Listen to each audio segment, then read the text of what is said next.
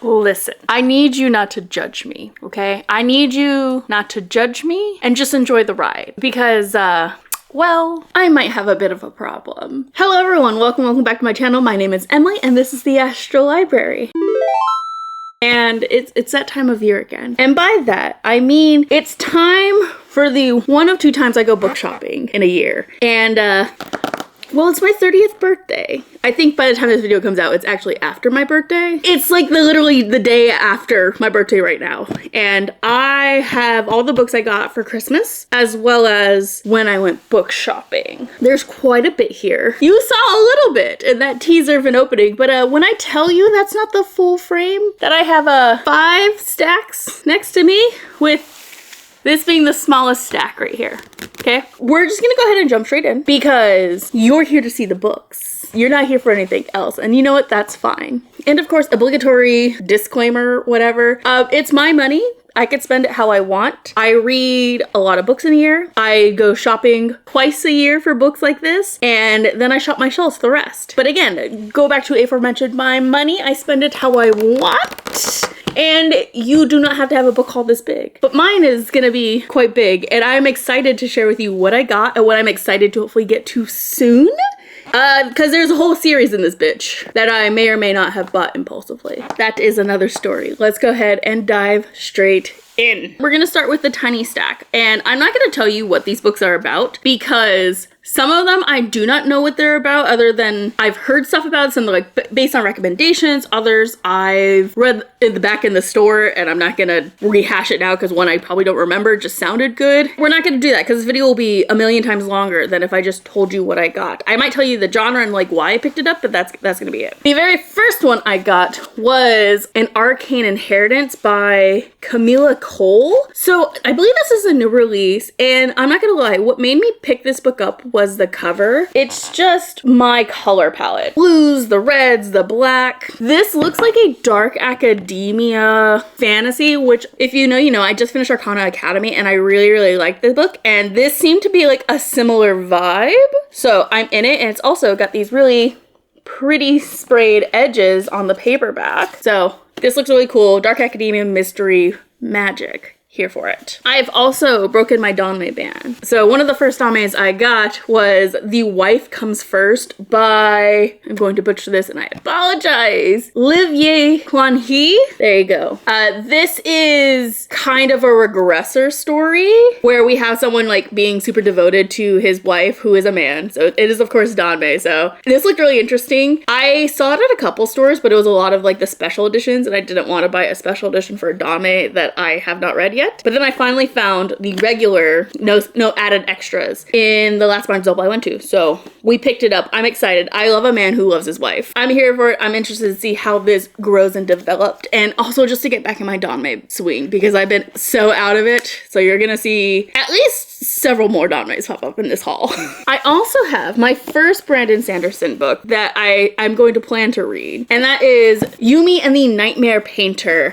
Again, this was mainly a cover buy because I was just obsessed with the cover. I think it looks so cool. It is a Cosmere novel, which I have not read anything in the Cosmere universe by Brandon Sanderson, nor do I have like super big plans to do so, but this is a standalone, so I'm very interested in that, and it's published by Tor, which is one of my favorite fantasy publications, so I trust them. Everyone and their mother raves about Brandon Sanderson, and this just seems like a nice way to dip my toes in, to try something out, try his writing without having to get sucked into a series. I will probably read this before I read Mistborn, even though Mistborn's the one everyone says to start with. I love to be contrary. Then I have The Turning Glass by Gareth Rubin. What's really cool about this one is that it's 2 novels in one. So you literally flip it back and forth, and you could read this a few ways. You could read the black side first and then flip it to the white side and read it. You can alternate back and forth. You can read white, then black. But it's a story where the mysteries are tied to each other. One is set in like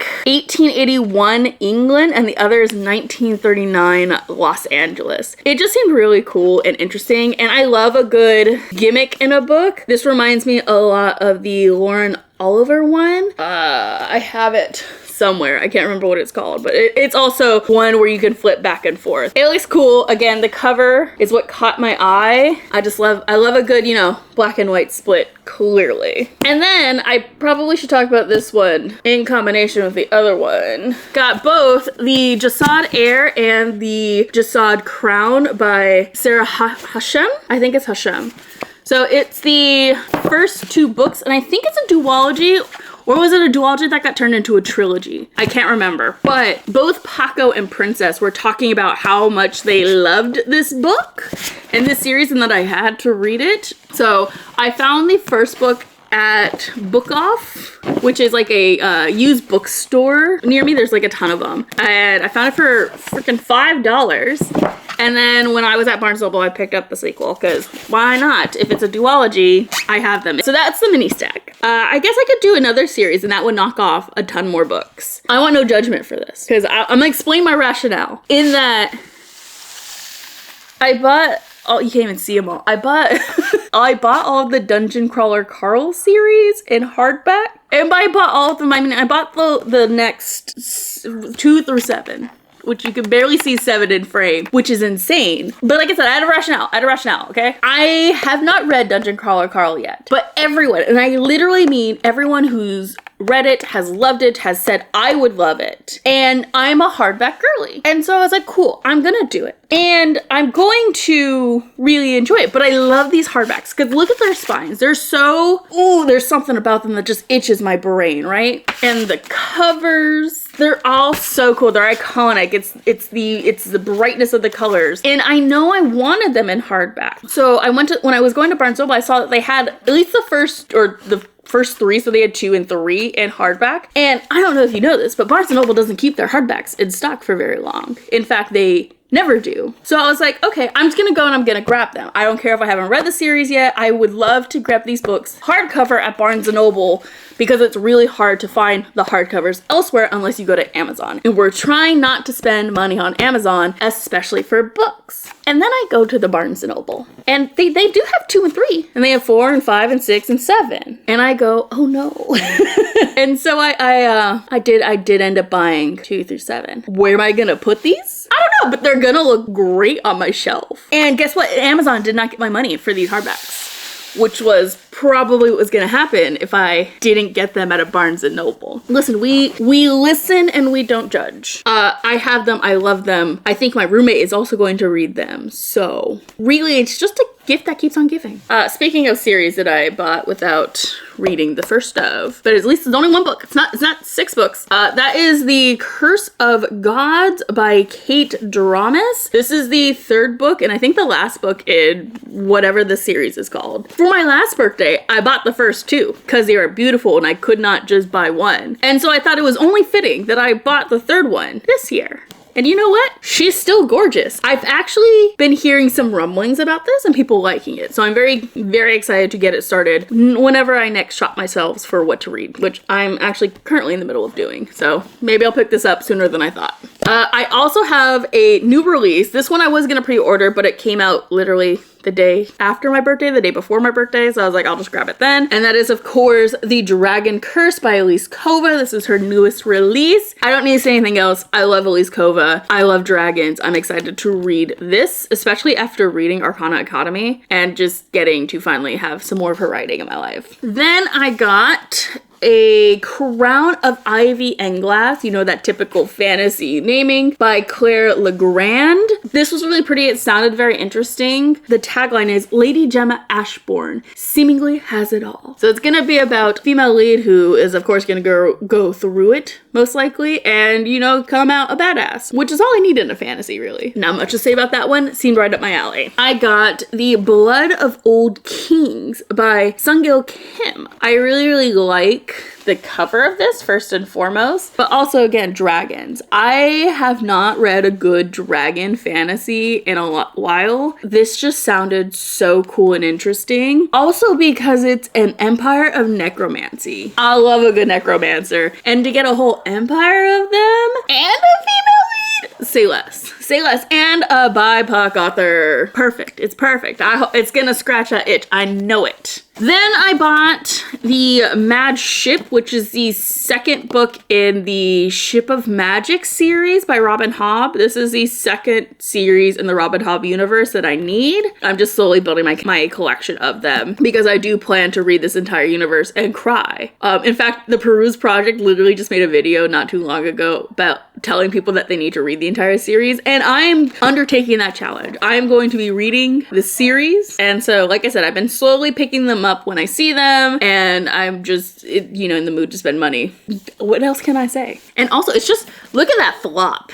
Oh, that's gonna be so comfortable to read in my hands. Ugh, no bent spines whatsoever. And then I found, this one was a godsend. It's also at the Book Off, which every time I go, I find something that I need or that I really want. And I finally found the last hardcover for the Illuminae files. So this is Obsidio. I found her. She's gorgeous. She's in really good condition with no staining or anything like that.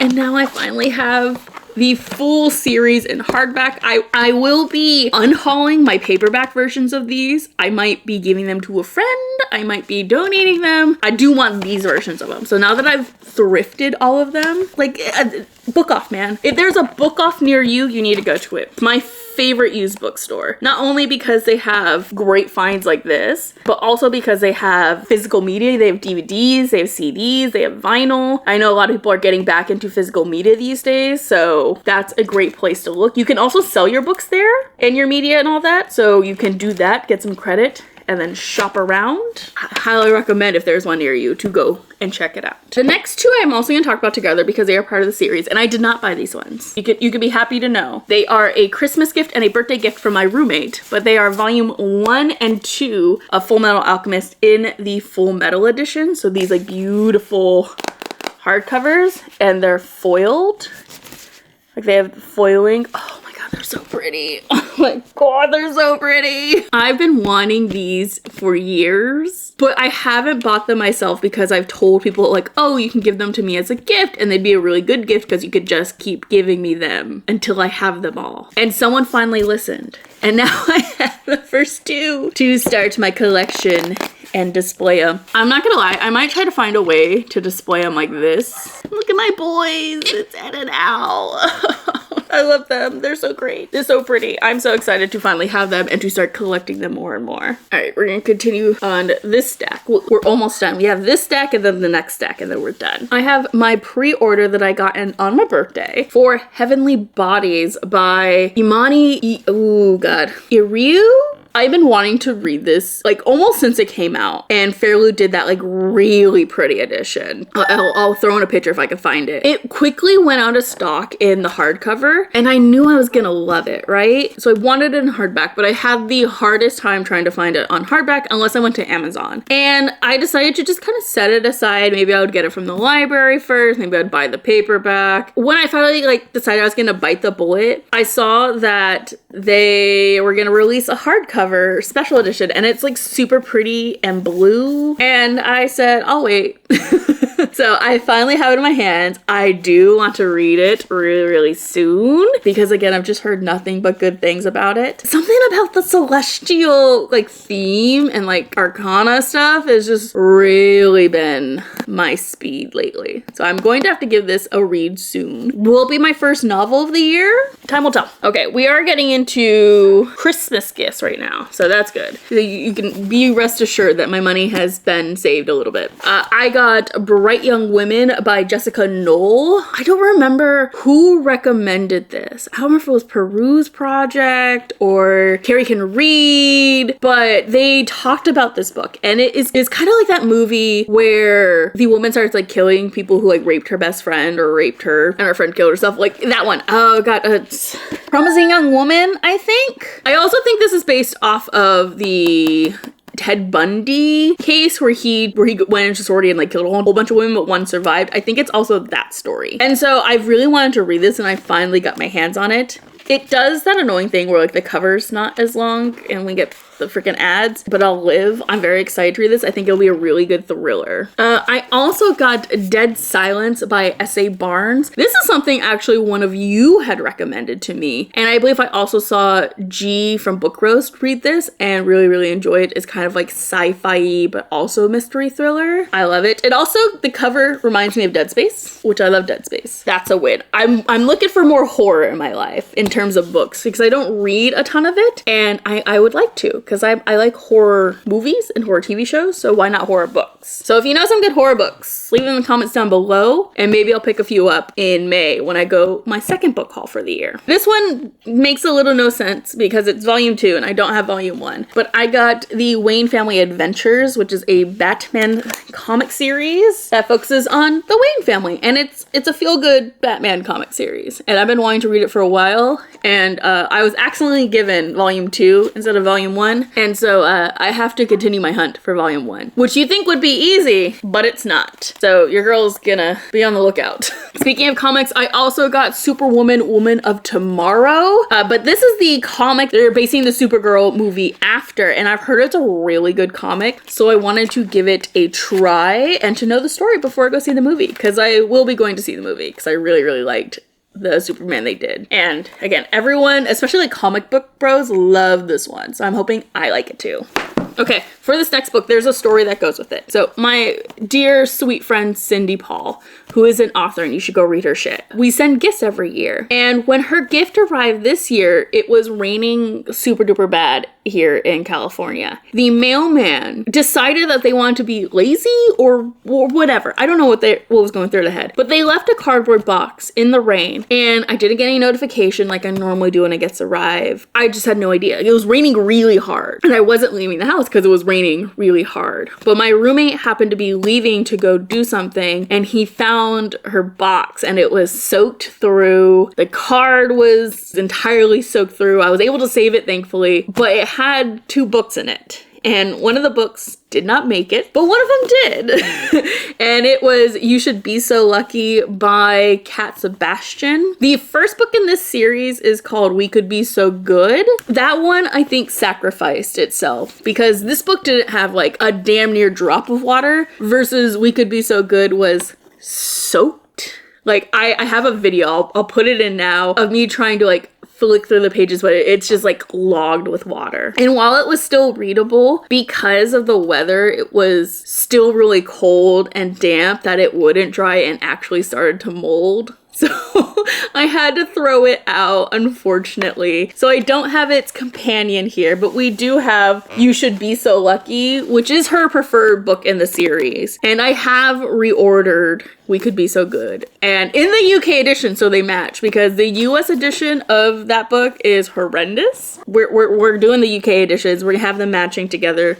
It's gonna be glorious. Then I have one I bought myself during Christmas times. I've already read this one. And that is This Place Kills Me by Mariko Tamaki and Nicole Go. This is the same author who did Laura Dinkey's Breaking Up With Me. Because I've read this one, I'll tell you a little bit about this. It's about a girls' boarding school where our main character has just moved there and she's kind of the outsider. They're having like the production of Romeo and Juliet, and the main lead, Juliet, is kind of like seeming down after the opening show, and our main character kind of talks to her and she says something a little weird, and then the next day she's found dead in the forest. And so our main character is trying to figure out what is going on here. What is the school maybe trying to cover up? It was very good. This book actually gripped me in a lot more than I thought it was going to, and it was a good vibe all around. Okay, my paperback pile is getting a little big, so we're gonna create a third stack. The next 2 books I'm gonna talk about together, not because they're related to each other, but because I was gifted them by the same person. But I got Newsprint by Ru Zhu and the reappearance of Rachel Price by Holly Jackson. Now, you know I love Holly Jackson. She just writes some really fun stories, so I'm interested in seeing how much I like this one. And this was a total surprise, but I am in a Discord book group where we do exchanges during like Christmas. The person was so sweet enough to send me 2 books. Oh, you know, they sent me 3 books because they sent me the graphic novel of The Raven Boys, which I don't have here with me, but I did get that and I was really appreciative of it. Really know what either of these about other than this is Holly Jackson and it's a mystery and it's not, it was published after Good Girl's Guide to Murder. Other than that, don't know anything about it. Know anything about newsprints, but the person who gave it to me said they really, really enjoyed it. You're also going to die, so I need to switch your battery out, so I will be right back and we'll finish out this last stack. This one was also a birthday gift and I got Brimstone by Callie Hart. This is the second book in the Quicksilver series. I have not read Quicksilver yet, but friends have been really liking it, so I'm not a fan of the new covers, okay? I actually prefer the art of the other one, but I saw this like flame and brimstone. I was like, okay. So my mom bought it for me and I got it. I don't love the edges, really. They're just like not super great quality. I mean, the sword's actually pretty sharp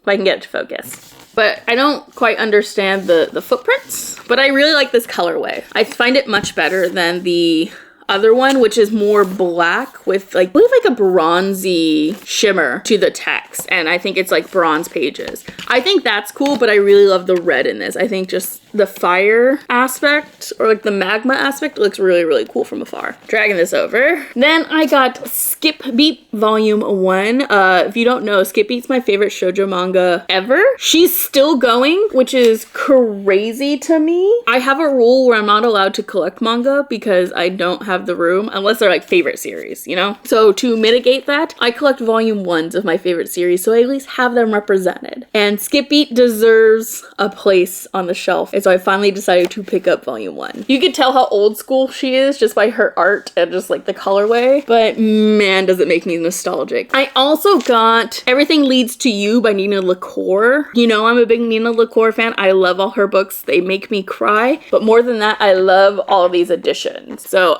the illustrator she works with just creates phenomenal work, and I saw it and it's one I didn't own, so I had to pick it up. I should start a new stack. We're gonna start a new stack and hopefully not block too much. I also picked up The Ray Bear by Jordan Flecko. I was with Princess and we were going to the Eternal Ruin like signing event and she was paired with Jordan Flecko. I really, really loved the way she talked, and Princess said that The Ray Bear was so freaking good. So I saw it at the used bookstore and I was like, I'm gonna pick it up and get it. The cover alone, which I've seen so everywhere, but hearing the author speak about this book really made me want to read it. And so I'm excited to have it and to own it and to read it and to probably fall in love with it because she was so cute. How could I not? We're getting on my Danmei kick now. Told you there's gonna be more. So first up, I got Silent Reading by Priest. I've read, what did I read by Priest? What did Priest write? It's Guardian, right?